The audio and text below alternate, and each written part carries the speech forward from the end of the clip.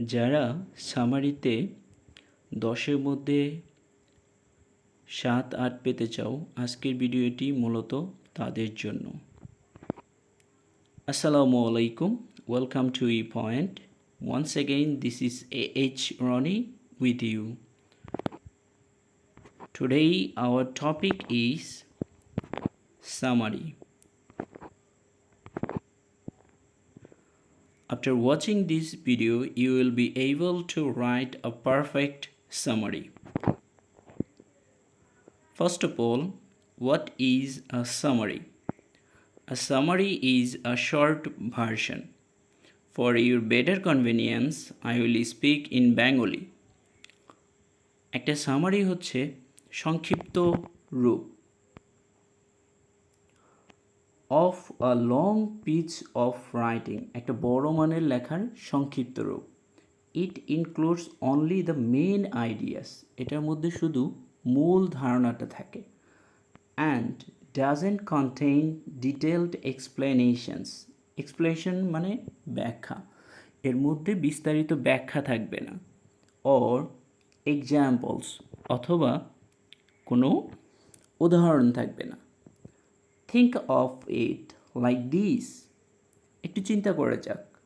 You are telling someone a story in brief, মনে করো তুমি কাউকে সংক্ষেপে কোনো একটি গল্প বলছো। জাস্ট দ্য কোর ম্যাসেজ, শুধু মূল যে বিষয় সেটি তুলে ধরছো। নাথিং এক্সট্রা, অতিরিক্ত কিছু নয়।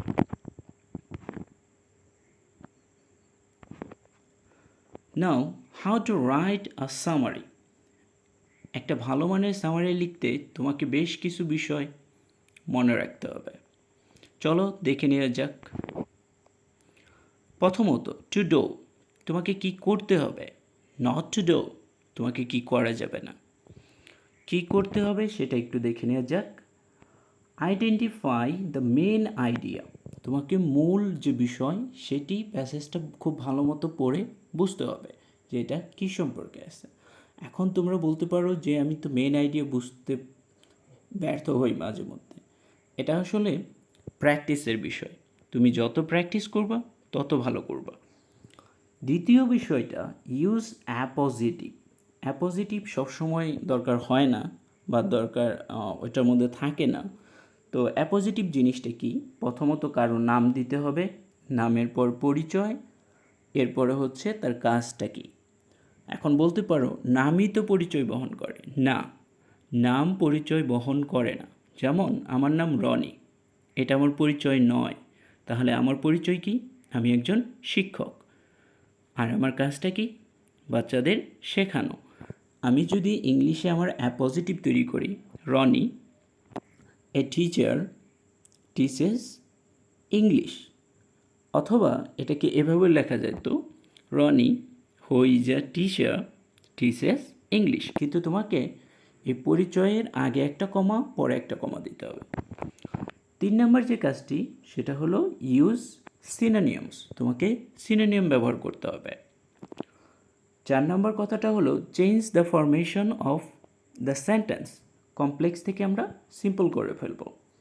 5, ইউজ কানেক্টার্স অর কনজাংশনস, এটা আমাদেরকে ব্যবহার করতে হবে।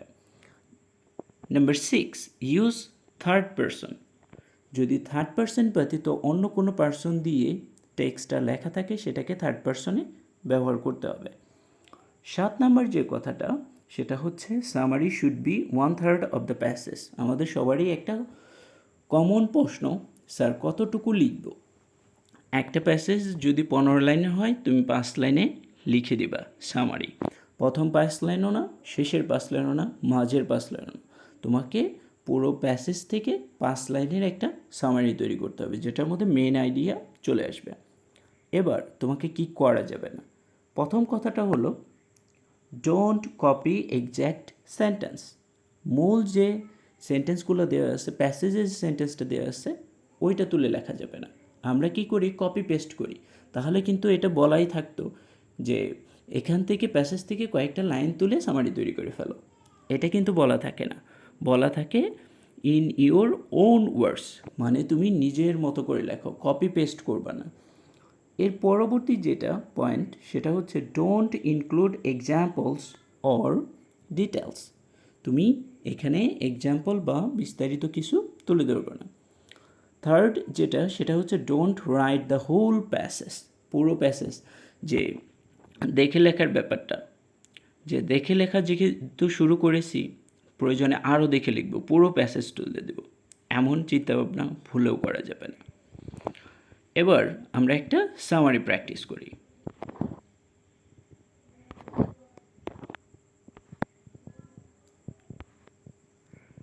এখানে একটি টেক্সট দেয়া আছে, এটা ইন্টারমিডিয়েটের একটা টেক্সট। আমি প্রথমত পড়ব, দেন হচ্ছে আমরা তৈরি করব। পড়ার সময় খেয়াল রাখতে হবে আমাকে কি কি জিনিস পরিবর্তন করতে হবে। মাই নেম ইজ আমেরিকো, নাম পাওয়া গেল। আই অ্যাম 13 ইয়ার্স ওল্ড, আমার বয়স 13 বছর। দেখো একটু লক্ষ্য করলে এখানে দেখবা যে আই অ্যাম আছে, এটা কিন্তু ফার্স্ট পার্সনে লেখা, আর তোমাকে বলা হয়েছে তুমি থার্ড পার্সনে লিখবা। And I live on the street, এবং আমি কি করি, একা রাস্তায় বসবাস করি। এখন কথা হলো এটা থেকে কিন্তু আমরা একটা অ্যাপোজিটিভ তৈরি করতে পারতাম, সেটা আমরা একটু পরেই দেখব। My mother who is separated from father, আমার মা যে কী করেছে বাবার কাছ থেকে পৃথক হয়ে গেছে। এখানে দেখো মা তার পরিচয় দেওয়া আছে, এটা কিন্তু একটা অ্যাপোজিটিভ, আগে একটা কমা দেওয়া আছে পরে একটা কমা, এটা কিন্তু হো দিয়ে লিখছে, হো ছাড়াও লেখা যায়, সেটা শুধু ফ্রেজ। ডাজেন্ট ওয়ান্ট মি, তো আমার মা বাবার কাছ থেকে আলাদা হয়ে গেছে, সে কী করে, আমাকে চায় না। She told me to go away, সে আমাকে বলেছে দূরে চলে যেতে। Now she is married to another man, তার এখন কি হয়ে গেছে, আর একটা লোকের সাথে বিয়ে হয়ে গেছে। তার মানে এখানে প্রথম যে স্বামী ছিল তার সাথে কিন্তু তার ডিভোর্স হয়ে গেছে। My father lives very far away, আমার বাবা যে অনেক দূরে বসবাস করে। I want to go to him, আমি তার কাছে যেতে চাই। But he won't take me either, কিন্তু সেও আমাকে নিতে চায় না। I beg to send me, আমি তাকে অনুরোধ করেছিলাম যে I begged him to send me some money, তার কাছে কিছু টাকা চেয়েছিলাম। So that I could buy a bus ticket, যাতে আমি একটা বাস টিকিট কিনতে পারি। আই এম স্টিল ওয়েটিং, আমি এখনও অপেক্ষা করতেছি। হি হ্যাজেন্ট আনসার্ড, সে কোনো উত্তরে দেয়নি, তার মানে তার বাবাও তাকে নিতে চায় না। এবার আমরা এটার সামারিটা তৈরি করব। লক্ষ্য করো এখানে আমেরিগো ছিল প্রথমে, এবং তার একটা পরিচয় ছিল, সে কত বছরের ছেলে, 13 বছরের ছেলে, এবং সে কী করে, একাই রাস্তায় বসবাস করে। এটা থেকে আমরা একটা অ্যাপোজিটিভ তৈরি করব। অ্যাপোজিটিভ কি, প্রথমে একটা নাম দিব, নামের পর পরিচয় দিব এবং তার কাজটা দিব। লক্ষ্য করো একটু, আমেরিগো, এখানে লেখা আছে আমেরিগো এ 13 ইয়ার ওল্ড ল্যাড, এটা হাইপেনেটেড অ্যাডজেক্টিভ ইউজ করা হয়েছে, এর জন্য ইয়ারের সাথে এস দেওয়া হয়নি। এটা হচ্ছে আমেরিগো কে, একটা 13 বছরের বালক। এখানে বয়ের পরিবর্তে লেখা হয়েছে ল্যাড, সিনোনিম ব্যবহার করা হয়েছে। Lives alone on the street, সে কী করে, রাস্তায় একা বসবাস করে। এটা হচ্ছে অ্যাপোজিটিভ, প্রথমে নাম দিছি, এরপর তার পরিচয়, এরপরে হচ্ছে সে কী করে। আমরা যখন প্যাসেজ পড়ছি তখন দেখছি যে তার বাবা এবং মা আলাদা হয়ে গেছে। এখানে সেপারেটেড কথাটা ছিল, একটু লক্ষ্য করো উপরে, সেপারেটেড কথাটা ছিল, তার মানে তারা কী হয়ে গেছে, এটার সিনোনিম কী হইতে পারে, ডিভোর্স।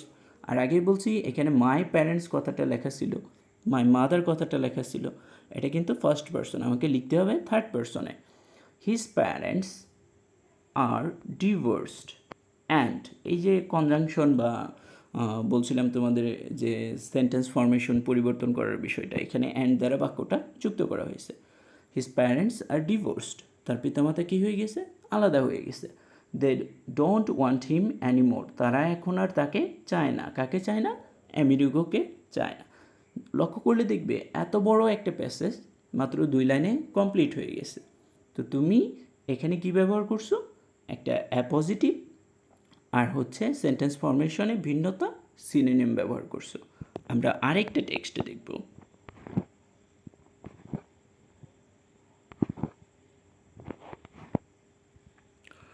এখানে লক্ষ্য করলে আমরা টেক্সটটা দেখব, আমেরিগো বড় একটা টেক্সট, আমি 2 ভাগে ভাগ করে নিয়েছি। The streets are now my home, এই রাস্তাগুলোই এখন আমার ঘরবাড়ি। আবারও ফার্স্ট পারসন আছে, সামটাইমস আই ফাইন্ড ওয়ার্ক, মাঝে মধ্যে আমি কাজ পাই, মাঝে মধ্যে আমি পাই না। I use to collect trash, এটা কিন্তু দেখো একটু লক্ষ্য করলে পাস্ট টেন্সে লেখা আছে যে আমি আগে কী করতাম, ট্র্যাশ আবর্জনা সংগ্রহ করতাম। And sell it to a vendor, এখন একজন মানুষ জীবিকার জন্য বিভিন্ন কাজ করতে পারে। এখন সবগুলো কাজ যদি আমি উল্লেখ করি সেটাই এক্সাম্পল হয়ে যাবে, ডিটেলস হয়ে যাবে, তোমাকে সংক্ষেপ করতে হবে। I stopped doing that after I had a serious infection, সে কাজটা, এই যে ময়লা সংগ্রহের কাজটা কেন বন্ধ করে দিয়েছিল, কারণ তার একটা মারাত্মক ধরনের জখম হয়েছিল। আর doctor told me to stay away, একজন ডাক্তার আমাকে বলেছিল দূরে থাকতে, ফ্রম দ্য ট্র্যাশ ড্রাম, আবর্জনা ফেলা থেকে। Once I worked for an ice cream shop owner, দেখো এখানে কিন্তু সে দুইটা কাজ করছে। প্রথম কাজটা ছিল কালেক্ট ট্র্যাশ, আর দ্বিতীয়টা হচ্ছে সে আইসক্রিম শপ ওনারের হয়ে কাজ করেছে। তুমি কিন্তু দুইটাই যদি আলাদাভাবে এক্সাম্পল দাও তাহলে তোমার সামারি কিন্তু বড় হয়ে যাবে, তোমাকে কিন্তু এই এক্সাম্পলগুলো এভাবে ডিটেলসে লেখা যাবে না।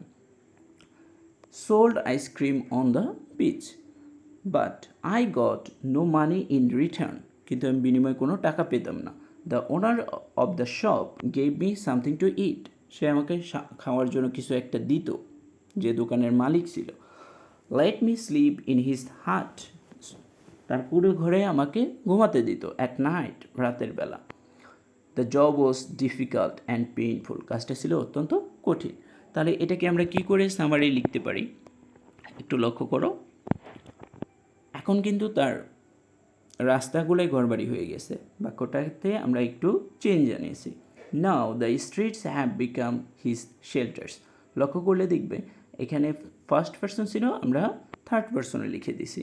ওখানে বাক্যটা ছিল আর নাও মাই হোম, এখন হয়ে গেছে যে রাস্তাগুলো তার বাড়িঘর হয়ে গেছে। এক এক দিন এক এক রাস্তায় সে ঘুমায়, যেখানেই রাত সেখানেই কাত, এই অবস্থা। কতটা মিজারেবল কন্ডিশন তার লাইফে। এরপর সে কী কাজ করতো, সে কাজ করতো হচ্ছে আবর্জনা সংগ্রহ, সে সাথে হচ্ছে আইসক্রিম শপ ওনার, এতগুলো লেখা যাবে না। তো আমাকে কী করতে হবে, দেখো এখানে লিখে দিয়েছি, he did different jobs for his livelihood, সে তার জীবিকার জন্য কী করতো, বিভিন্ন কাজ করতো। দ্য জবস ওয়ার, এখানে সিনোনিম ছিল হচ্ছে যে ওয়ার্ডটা ছিল ডিফিকাল্ট অ্যান্ড পেইনফুল, আমি দিছি এখানে টাফ, কারণ হচ্ছে তুমি যদি সিনোনিম ব্যবহার করো তাহলে এটা স্যারের মনোযোগ অনেক বেশি আকর্ষণ করবে। The jobs are tough for him, কাজটা ছিল তার জন্য অত্যন্ত কষ্টদায়ক বা কঠিন ছিল।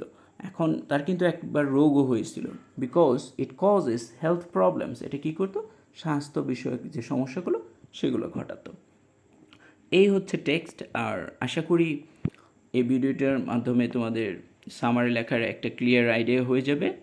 আর সময় স্বল্পতার কারণে আমি বাকিগুলো দেখাতে পারলাম না, তোমরা এই অনুযায়ী প্র্যাকটিস করলে আশা করি অনেক ভালো করবা। Thank you. আর যদি তোমার ভিডিওটি ভালো লেগে থাকে তাহলে অন্যদেরকে দেখার সুযোগ করে দাও, দয়া করে এটাকে শেয়ার করে দাও। আল্লাহ হাফেজ, আসসালামু আলাইকুম।